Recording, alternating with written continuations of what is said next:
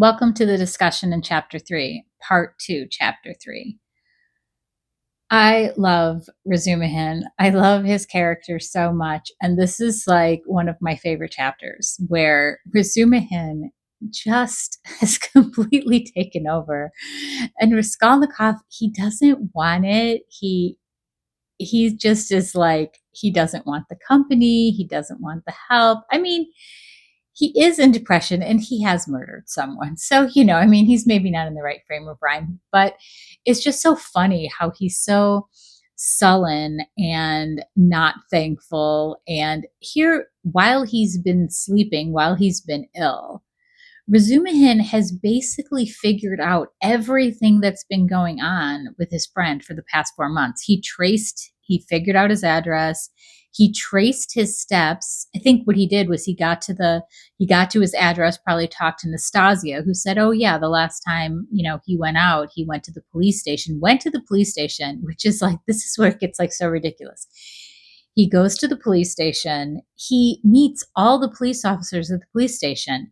He meets the clerk that helped him write the statement on the IOU. That's how he finds out about the IOU and why he was there. He meets Nikodim Fomich, the superintendent, the assistant superintendent, Ilya Petrovich, these people who, he had overheard. And he meets them. He finds out all about everything that's going on with him. He goes back to the landlady.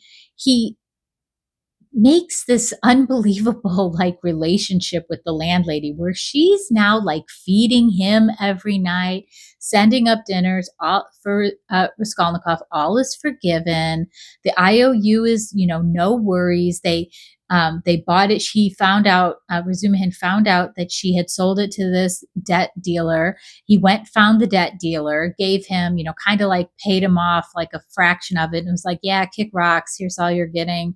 And that guy was happy to just, get a little piece of the pie because he probably wouldn't have gotten anything any other way.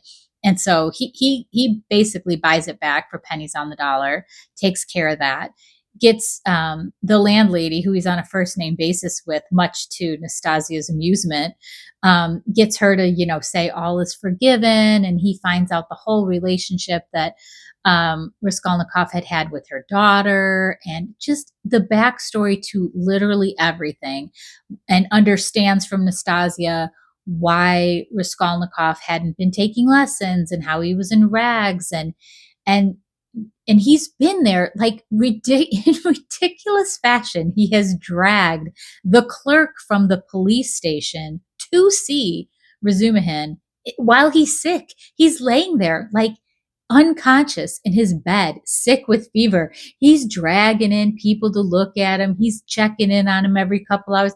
It's like, why would the clerk from the police station want to come and look at this guy sick in his bed? It's kind of like just so ridiculous and hysterical to me. And he's like, now Razumihin is so friendly with this guy. They're seeing each other every day and they're like besties now. And he's just rattling on all this stuff to Razumihin, who does not like talking to people, doesn't want all these words. It's just like way too much, like too much peopling, too many words from you. Like he's just completely overwhelmed and like so silly. Like Razumihin is cradling his head and spoon feeding him, like blowing on every spoonful and spoon feeding him, each sip of soup and tea, and like, cradling him like a baby. And Raskolnikov is like, this is the worst. Like he just thinks it's like the worst, but he's letting them do it because he's like, well, he's like, I could probably feed myself, but maybe it works to my advantage to play off sicker than I am because, then that'll throw off any suspicion that maybe I could have possibly committed murder. And so while he's, there, while Razumihin is there, this messenger comes from like a law office or something and says, oh, this man from your mother sent you this money. And, he says he knows she's good for it. And he sent it to you before, about this guy, right? He sent you money before. And he's like, yeah, I remember. And so Razumihin is like, I've got it all under control. Just give me a portion of this money. I'll be back. I'll tell you everything I spent it on. And he just takes the money. He leaves and comes back like he has gone thrift shopping. He's like the thrifter of your dreams. Like he had taken Raskolnikov's boot so that he could get the right size. And he's like bought him a new hat, a new coat, a new trousers. He's like, oh, it's even better than if they were brand new because now they're like soft and worn in. He's just like the greatest salesman ever for this outfit. And he's even like got the landlady to give him new shirts and he's dressing him. He's like, come on, we're going to dress you. And Raskolnikov's like, no, I don't want to do this. And he's like, oh, we're doing this. We're doing this. Nastasya, come help. And they're like dressing him like a doll. He just falls back on his pillow, looking sullenly at the ceiling. Like it's the worst in his mind. Like this whole situation is intolerable. And Razumihin is completely unaffected by how grumpy, how non-appreciative. He just is like, my friend is sick. He's gotten himself into some straits. I'm going to fix it. I'm here now. I understand what's going on. I'm smoothing it all over. I'm explaining everything with the landlady. I'm getting his IOU back. I'm getting you back on your feet. I'm helping you. And just like the greatest friend ever that Raskolnikov does not even really want. But I think it's interesting because where the times where he, when Raskolnikov had first gotten the letter from his mother, and his very first instinct was to walk out the door, and he was on his way to Razumihin.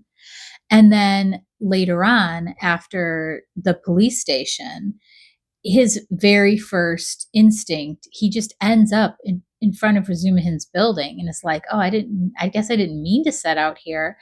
And it's like God is putting this on his heart. The Holy Spirit's putting it on his heart. Like something greater than him is directing him. And it's like saying, this is the person that you need to go to. Like, this is who, even though in his mind, like rational mind, he's like, well, what is Razumihin really going to do for me? What is he, even when he goes there, he's like, oh, I'm going to translate German into Russian for 3 rubles. Like, this is really not what I'm looking for. But yet God knows that's what he needs in his life. He needs this friend to come in, take over, really take care of him. He's completely transformed the situation within his living quarters, where before he was like, he would have starved to death if it wasn't for Nastasya bringing him like basically crusts and weak tea. He would have starved to death from his landlady not sending him any food. Now Razumihin has got it so that she's feeding him, and he's like, bring up, if forget tea, can you bring up some beer? Like can you go get some raspberries for my friend Nastasya's like, raspberries?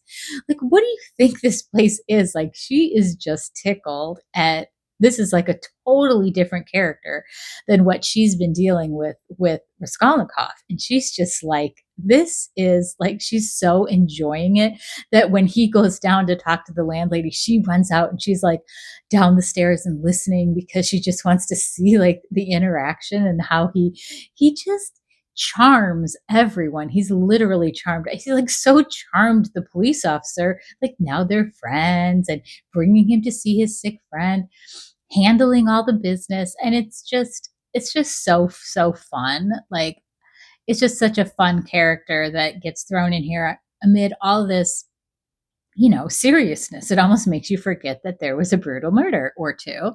And so now Raskolnikov has got a friend, and Razumihin is fully on the scene and making everything better for Raskolnikov, even though he doesn't see it that way.